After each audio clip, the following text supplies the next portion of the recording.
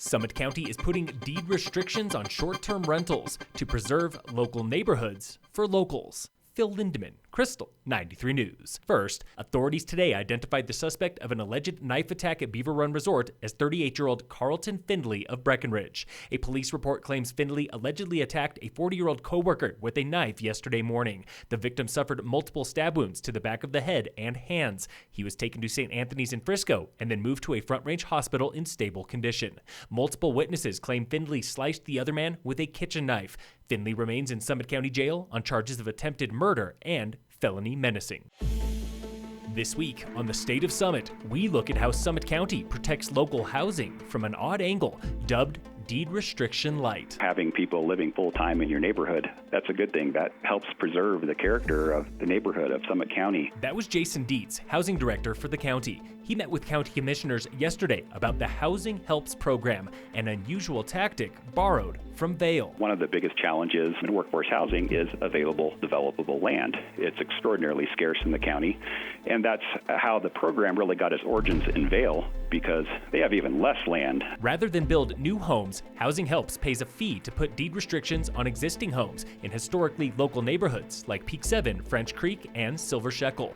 Town of Breck launched its program about 6 months ago, but people in unincorporated Summit were applying, and the county took notice. Sometimes it's kind of confusing where the jurisdiction starts and stops. One side of the street will be Breckenridge, the other side of the street might be Summit County. About 16 homeowners have applied, and the county has closed on one home in Silver Shekel. It was, a real model of success for the program, and that it was an existing market rate home that had traditionally been short-term rented, and locals were able to purchase that home, and they were moving from a deed-restricted home and turned a market rate short-term rental into local housing. The program expands across the county next month, and Dietz believes Frisco is considering its own program. The best part?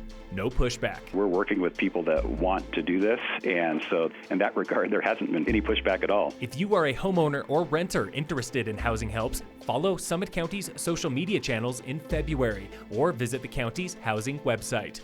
Tune in again next Wednesday for the State of Summit on Krystal 93.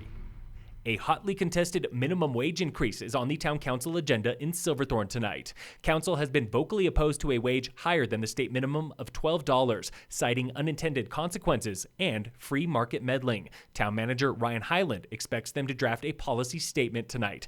Yesterday, the Board of County Commissioners was split on a wage increase, and in coming weeks, commissioners vote on a resolution that bumps wages to $15 per hour by 2024 in unincorporated Summit.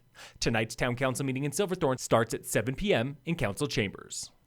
In sports, the Nuggets play the Mavericks today at 5:30 on ESPN. And in local sports, brought to you by Wilderness Sports in Dillon, Race 2 of the Up and Adam Nordic Series in Frisco went down this morning for classic skiers, where Derek Hill took first overall as top men's finisher. Taylor McCreary was second overall and top woman. Jeff Hill, Ron Uhl, Kate Zander, and Kate Clement round out the podiums. Next race in the series is Wednesday, January 22nd.